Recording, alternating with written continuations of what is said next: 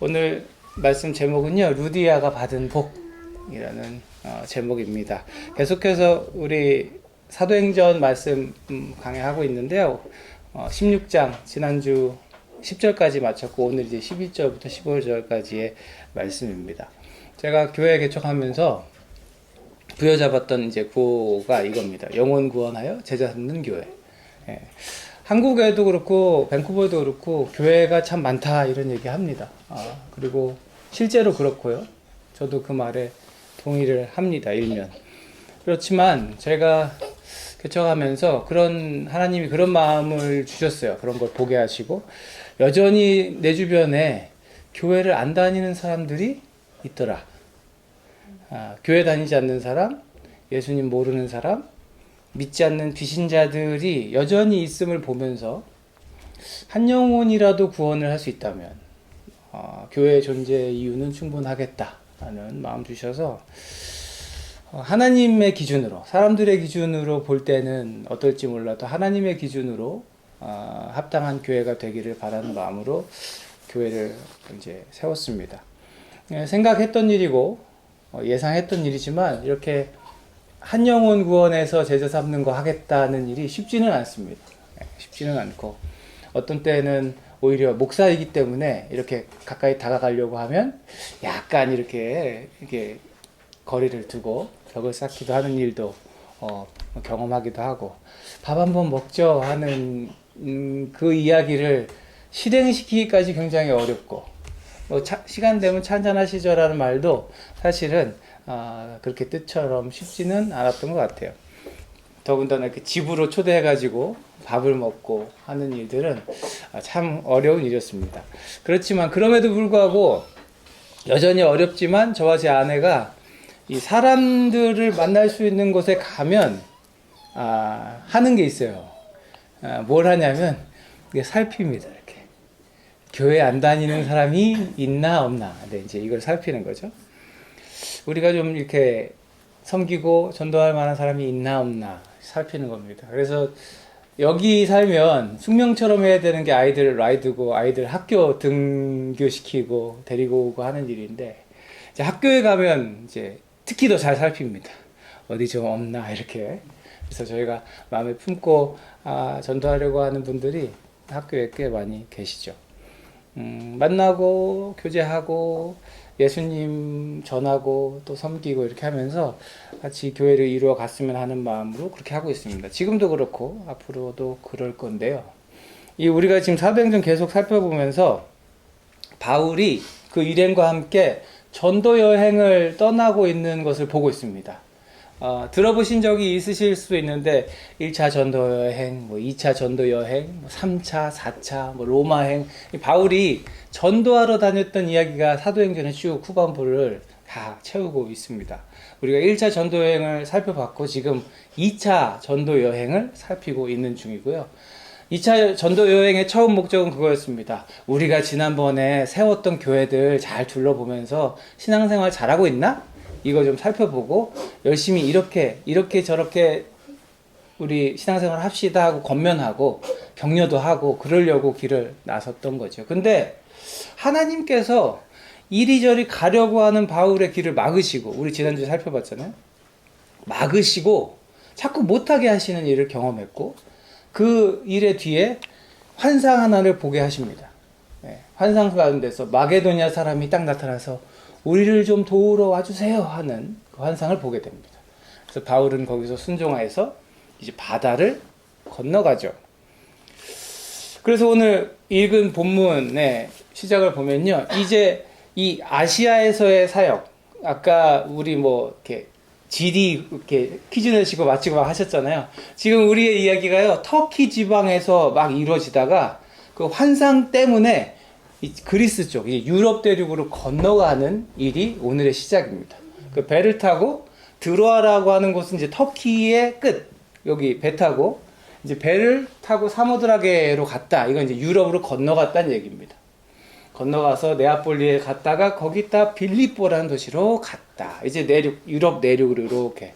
지금의 그리스 땅입니다. 지금은 그리스 땅이고 이제 그때는 마케도니아라고 불렸던 그 지역에 들어가게 된 거죠. 아, 재밌나 봐요. 지리 얘기하니까 재밌나 봐요. 네, 이 선교사들이요, 바울과 그의 일행. 제가 가끔 그 퀴즈 내는데, 자, 바울 일행의 이름을 좀 얘기해 볼까요? 바울, 실라, 바나바는 갈라섰죠. 보통 이렇게 잘 틀리는 분이 계시죠. 네, 디모데, 영적인 아들 디모데. 이런 사람들이 지금 한 팀을 이뤄서 우리가 잘 아는 4명, 그리고 거기에 플러스 알파로 지금 선교팀이 움직이고 있는 거예요. 그렇게 해서 이제 네아폴리에서 빌립보, 이 지금 배 타고 건너간 거리는 한 220km 정도가 됩니다. 그 거리를 배를 타고 지나가서 네아폴리에서 빌립보는 한 16km 정도니까 그렇게 먼 거리가 아니죠. 이제 갔어요. 환상을 보고 왔잖아요. 하나님이 보여주신 환상. 우리를 좀 도와주세요. 근데 그 우리를 도와주세요 했던 그 환상 속에 그대를 만났을까요? 아직 못 만났거든요. 가라 해서 왔는데 어디로 가야 될지까지는 안 알려주셨거든요. 어디로 가야 할까? 아마도 바울은요, 그 동역자들과 늘 하던 대로 그것을 놓고 기도했을 것이고, 성령님께서 인도하시는 길을 따라서 갔을 겁니다. 구체적인 지시, 환상으로 명확하게 보여주시지 않아도, 귀에 들려주시지 않아도, 마음 주시는 곳을 향해 갔겠죠. 그래서 도착한 도시가, 빌립보라고 하는 도시였습니다. 우리 신약 성경에도 빌립보서가 있잖아요. 나중에 이제 바울이 빌립보 교회 사람들에게 쓴 편지가 그 빌립보서입니다. 그 빌립보의 사람들에게 복음을 전하러 갔던 거죠. 학자들은 그렇게 얘기해요. 한 5,000명에서 10,000명 정도가 사는 도시였을 것이다. 그때 당시에는 꽤 큰 도시였던 거죠. 제가 저기 성지순례 가서 거기 갔었거든요. 그 터가 지금 남아 있고요. 오늘날로 치면 다운타운이라고 하는 그곳도 있고 여러 가지 터들을 발견해 놨어요. 그리고 오늘 본문에서 소개하는 것처럼 그 빌립보는요, 마케도니아 지방에서 으뜸 가는 도시요, 이렇게 얘기합니다. 그러니까 잘 나가는 도시, 사람들이 많이 모이는 도시였던 거예요. 로마의 식민지 중에서 이 동네에선 우리가 최고다. 그러니까 사람들도 나 어디 살아, 나 빌립보 살아 하는, 나 뉴욕 살아 하는 것처럼 나 빌립보 살아 하는 자부심을 가진 도시였습니다. 사람이 많이 모이는 곳으로 일단 인도를 하셨던 것 같아요. 여러분 이렇게 여러분의 삶의 자리에서 어떤 사람들을 좀 만나십니까? 하나님께서 만나게 하시는 사람들이 있을 텐데 혹시 그들 중에 복음이 필요한 사람들이 있나요? 한번 지금 딱 떠오르는 사람이 혹시 있나 모르겠어요. 우리는 예수님을 알게 됐고 예수님이 주시는 참 평안을 알게 됐고 이걸 참 전해야만 하고 전할만 한 것이다라는 걸 가지고 있지만 여전히 그걸 모르는 사람들이 우리 주변에는 있을 수 있습니다. 여러분도 성령의 인도하심을 따라서 여러분의 삶의 자리를 걸으시면서 그런 사람들을 좀 찾으실 수 있길 바라요. 네. 우리에게 주어진 사명입니다. 하나님께서 보게 하시는 사람들이 있고 만나게 하시는 사람들이 있으니까요. 그런 삶의 자리 되시길 축복하고요. 여기 갔는데 이제 바울이 거기서 참 귀한 인연을 만나는 거예요. 아시는지 모르겠지만 바울은 평생 독신으로 살았어요. 평생 독신으로 살았고 그의 편지를 보면 모두가 나처럼 살았으면 좋겠다 이렇게 말해요. 그러니까 근데 이렇게 말합니다. 근데 그렇게 못할 것 같으면 좋은 사람 만나서 결혼해라. 나는 이런 은사가 있어서 독신으로 사는데 너희는 많이들 못 그럴 테니 결혼해서 잘 살아라. 바울이 그렇게 얘기합니다. 그래서 여기서 여인을 만났다고 해서 그런 인연은 아니고요. 한 여인을, 귀한 인연을 만나게 됩니다. 13절에 보면 나올 텐데요. 그 2차 전도 여행의 루트가 여기 나옵니다. 저기서 출발해서 이 터키 땅, 그때 여러 이름으로 불렸던 이 터키 땅에서 복음을 전하려 했으나 여기 잘 돌고 여기도 전하고자 했으나 여기를 못 가게 하시고 우리 지난주에 봤죠? 이렇게 와서 들어와서 배 타고 건너가게 하셔서 여기서 이제 빌립보로 이동을 한 상태고 이 빌립보에서 나중까지도 선교의 큰 든든한 후원자가 되는 동역자를 만나게 되는 거예요. 저고요. 제가 성지순례 가서 그 오늘 사건이 있었던 현장에 기념교회를 세워놨습니다. 기념교회를 세워놨고 제가 옆에 찍은 요 그림이 여기 있고요. 제가 여기서 찍었는데 이게 지금 뭐 같으세요? 잘 보이세요? 바울이고요. 바울이 환상을 보고 있는 걸 표현한 이제 석화예요. 여기 이제 써 있는데 나를 도우러 오라는 그 마케도니아의 사람은 환상을 보고 바울이 왔더라. 그래서 바울이 여기 와서 오늘 본문에 사건이 일어났다는 걸 이제 기념하는 곳입니다. 여기에 가가지고 바울이 두루 찾아다녔을 거 아니에요? 나 복음 전해야 되니까. 전할 만한 사람이 어디 있을까? 그리고 바울은 잘 알고 있었죠. 이미 경험을 통해서 어디든 가면 유대인들은 모여 살고 그들의 회당이라는 걸 만들고 오늘날로 지금 교회죠. 교회를 세우고 거기 모여서 예배를 드린다는 걸 알았습니다. 빌립보에서도 막 회당을 찾았는데 찾지 못했던 것 같아요. 그래서 오늘 본문을 보면 안식일에 성문 밖 강가로 나가서 유대 사람이 기도하는 처소가 있음직한 곳을 찾아갔다. 그러니까 이제 그 회당을 찾고 회당이 없으면 분명히 이 안식일에 어디 모여서 지금 기도하고 말씀 보고 있을 텐데 하면서 이제 찾아다니기 시작한 겁니다. 그리고 안식일에는 많이 걷지 않잖아요. 그죠? 이 사람들이 걸음도 제한될 만큼 율법이 있었기 때문에 그 성에서 멀지 않은 곳을 두루 찾다가 이제 오늘 거기에 앉은 거예요. 네. 거기에 앉아서 사람들이 모여들었다고 말합니다. 모여든 사람한테 간 게 아니고 거기 앉아 있는데 여인들이 모여왔다 이렇게 말하죠. 거기가 어디냐? 네, 이렇게 생겼습니다. 네, 거기 그 터에 이제 기념해서 이렇게 만들어 놓고 요 바울 얼굴이 아니고 여기 성화 이렇게 뿅 있는데 여기 저는 처음에 빨래터인 줄 알았어요.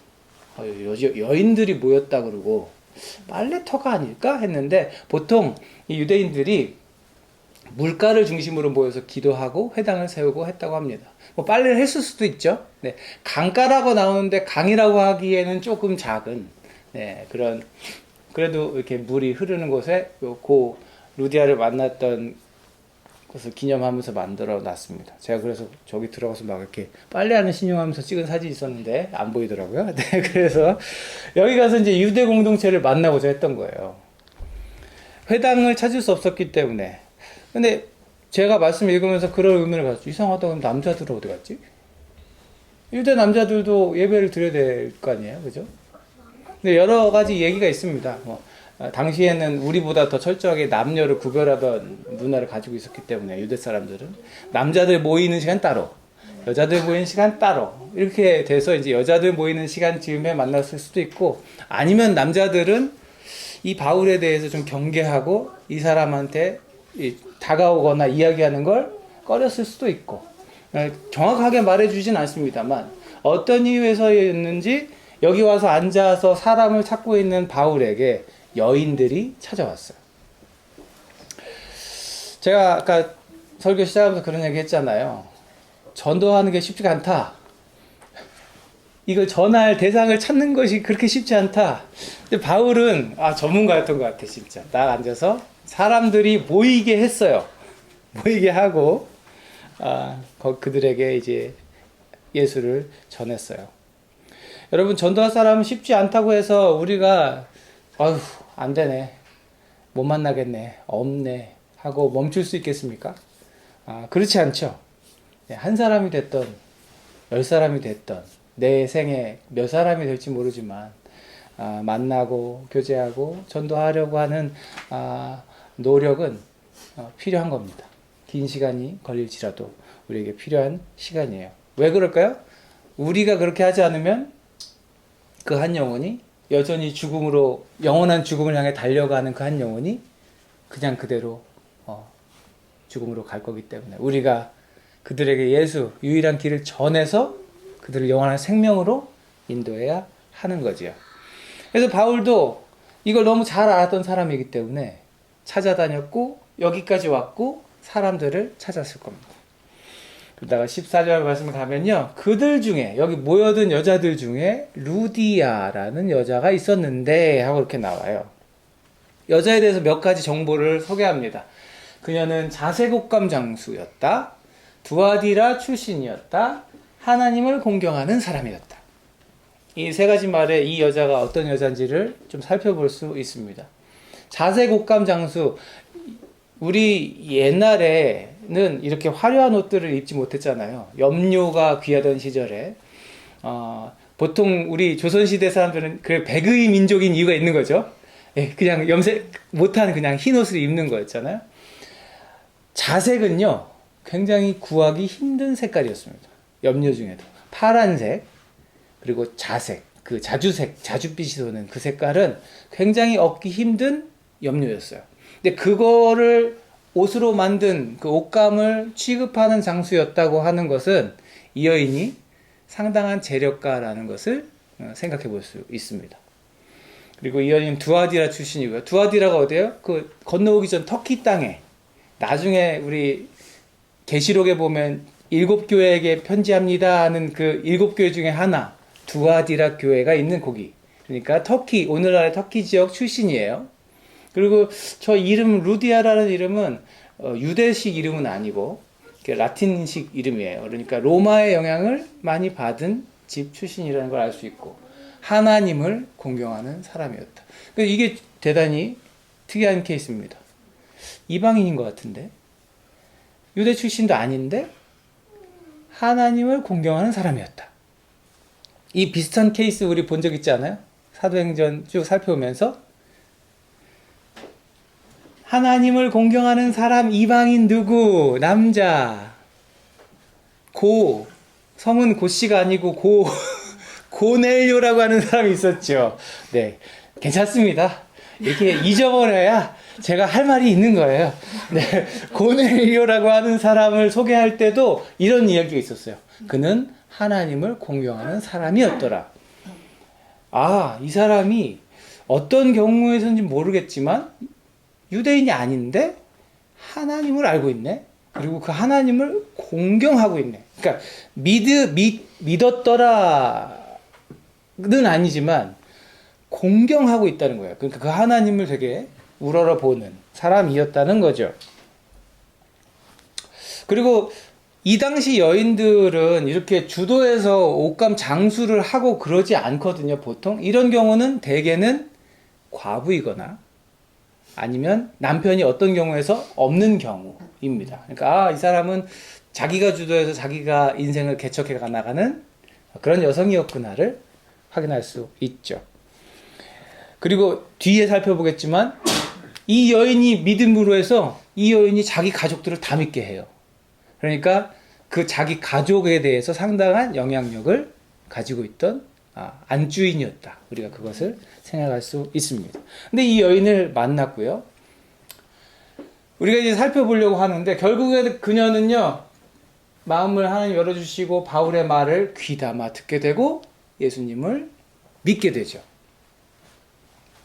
저는 이 강가에서 루디아가 많은 복을 받았다고 믿습니다. 그냥 여기까지만 살펴봐도 이 여인이 하나님이 주시는 큰 은혜를 입었구나. 많은 복을 누렸구나. 어떤 복을 누렸는지 우리 좀 이렇게 정리해서 말씀드릴게요. 여러분, 마음이 열렸더라 하고 오늘 나오잖아요. 아까 말씀에서. 하나님이 여자의 마음을 여셨으므로.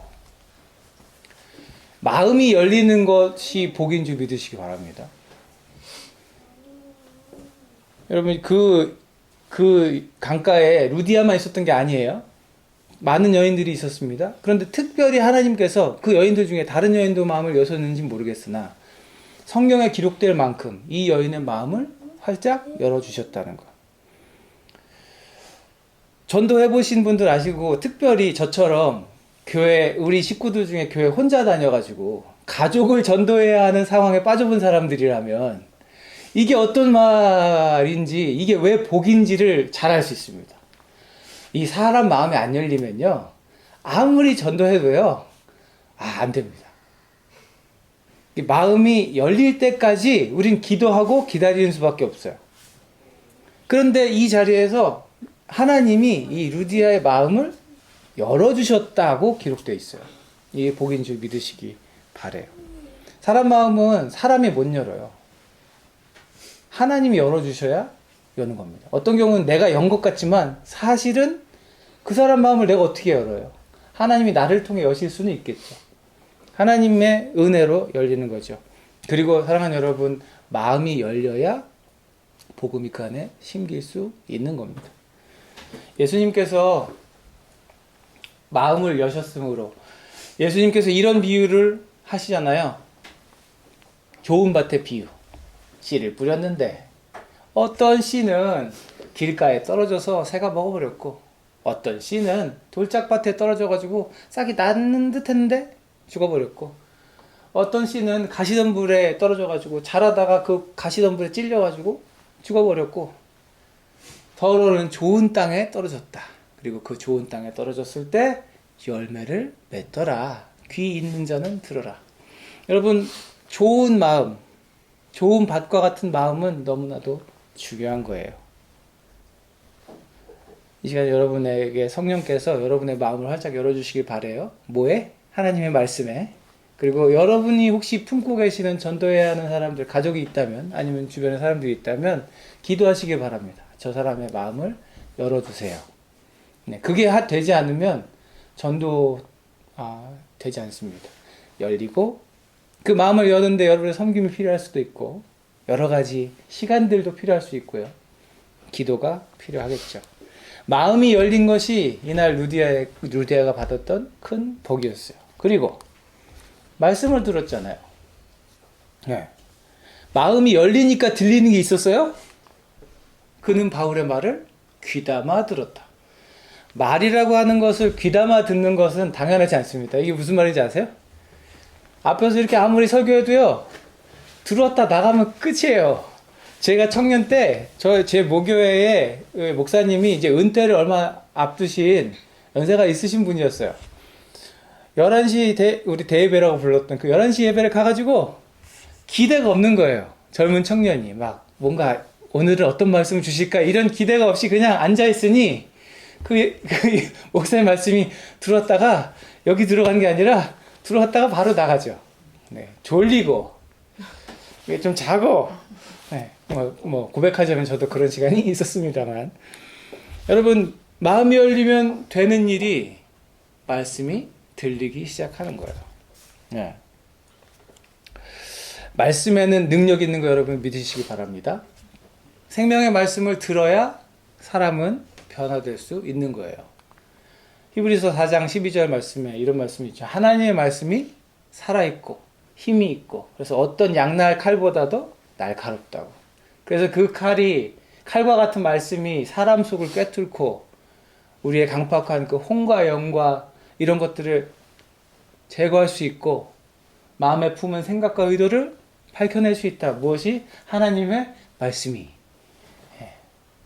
마음이 열린 것도 복이지만 그 열린 마음에 하나님의 말씀을 들을 수 있는 것은 더 큰 복인 거죠. 사랑하는 여러분, 말씀을 가까이 하시기 바라요. 설교도 들으시고 듣고 잊어버려도 괜찮아요. 제가 사람 이름 괜찮아요.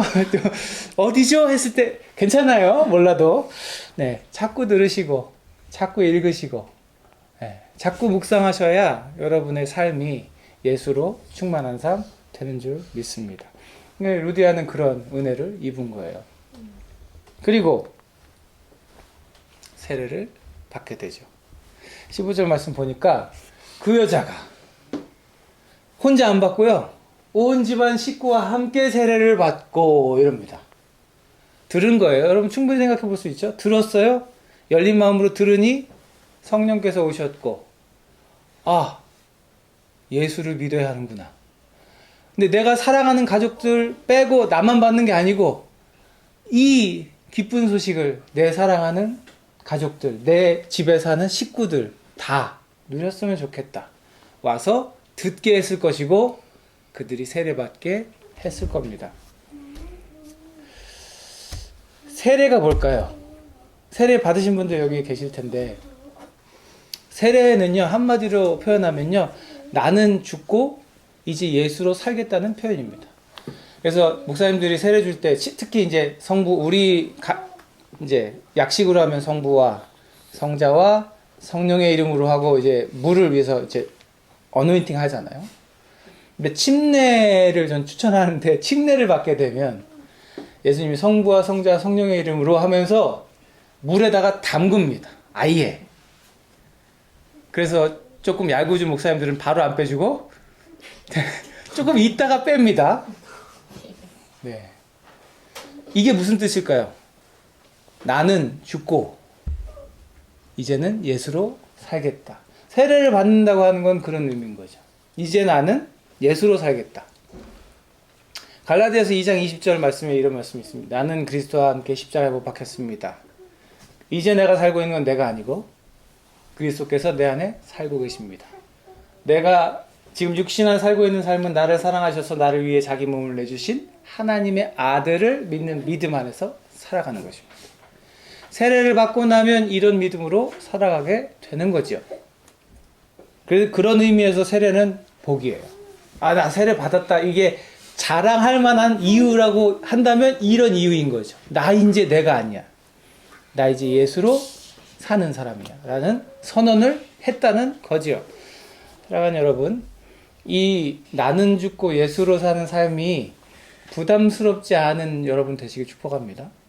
네.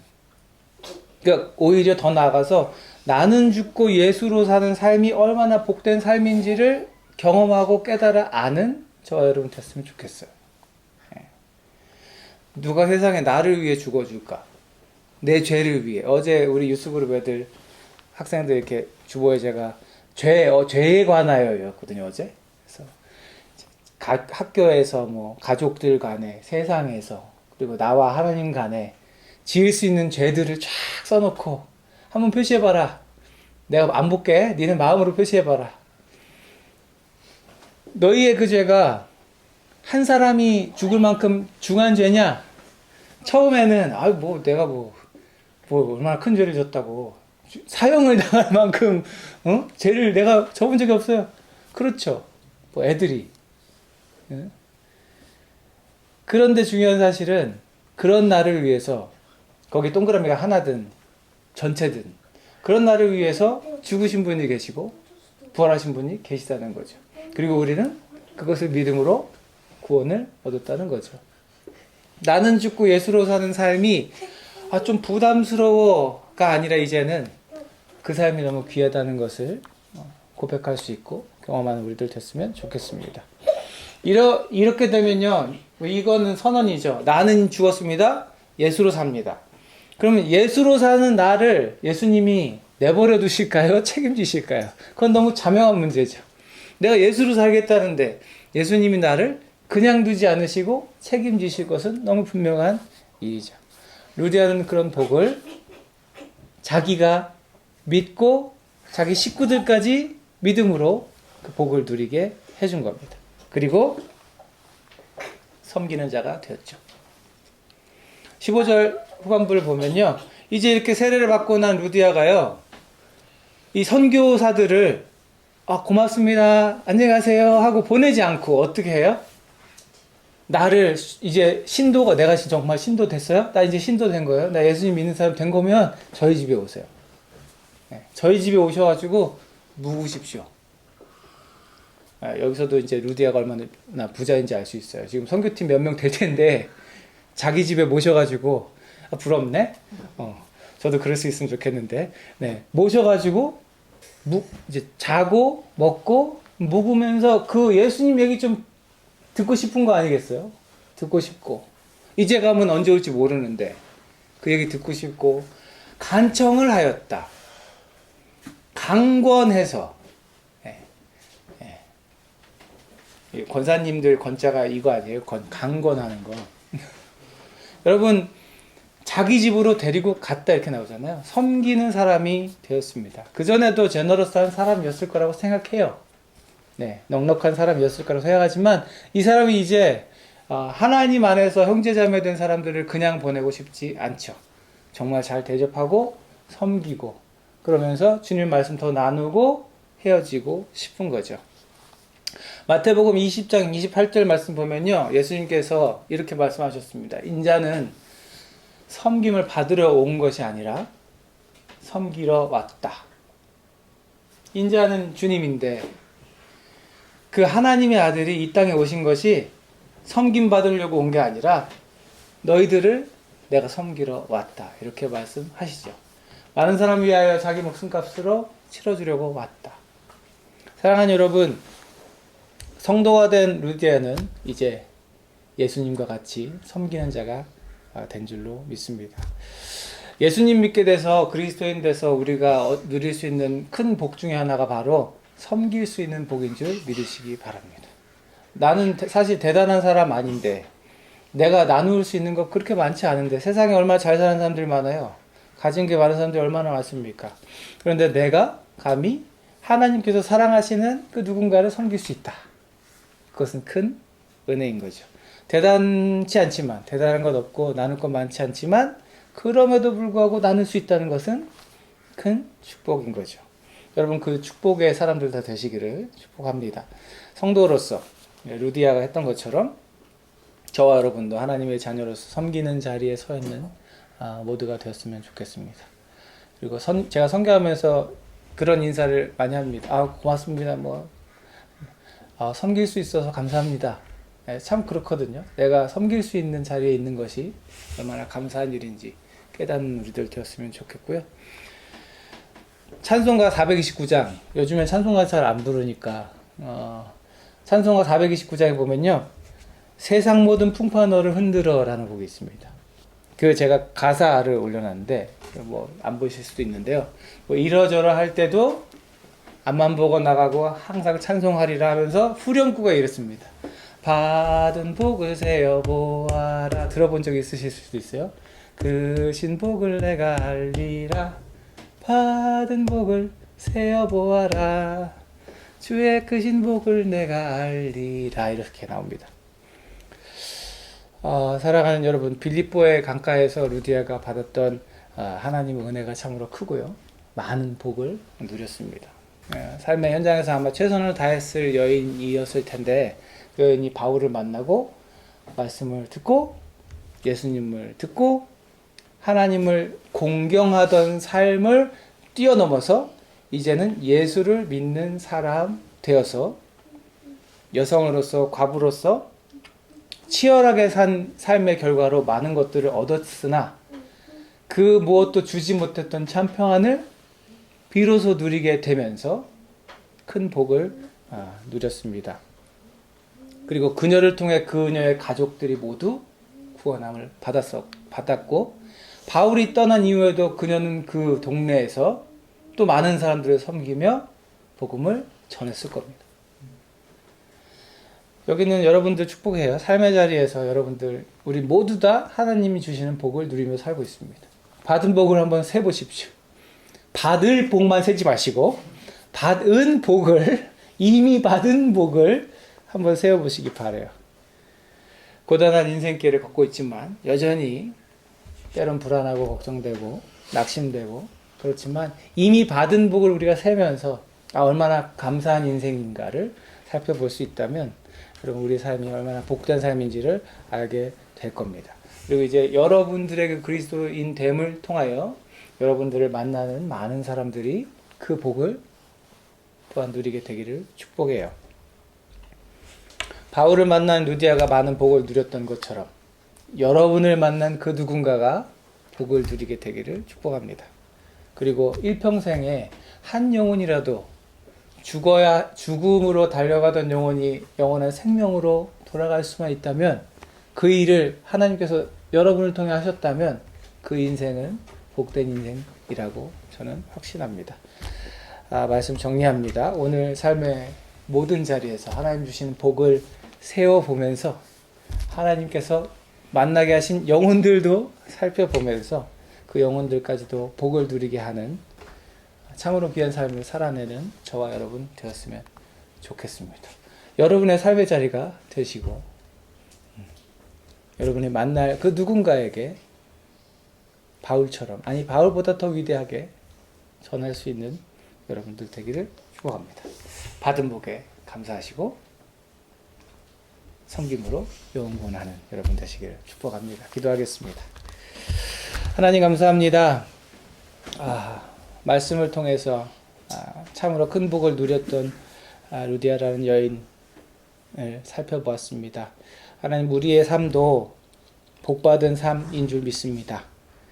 하나님 만났고 예수님을 믿게 되었고 그 길 위에 서 있는 우리들 참으로 큰 복을 누리는 줄 믿습니다. 이제 더 나아가서 우리를 통해서 많은 영혼들이 주님께로 돌아오는 그 참으로 큰 복을 누리기 원합니다. 섬김의 자리에 서게 하시고 나에게 주신 많은 것들 흘려보내며 그것들로 인하여 한 영혼을 주님께로 인도하는 놀라운 일들이 우리 삶 가운데 펼쳐지게 하여 주옵소서. 이제는 우리 구주 예수 그리스도의 은혜와 아버지 하나님의 무한하신 사랑하심과 성령님의 내주, 감화, 감동, 교통하심이 복을 받은 자로 살며 복을 흘려보내는 자로 서겠다고 결단하며 다짐하며 복의 통로 되기를 소망하는 여기 모인 사랑하는 백성들 머리 위에, 저들의 앞길과 직장과 학업의 현장 위에, 가정 위에 이제로부터 영원토록 함께 하시옵기를 간절히 축원하옵나이다. 아멘.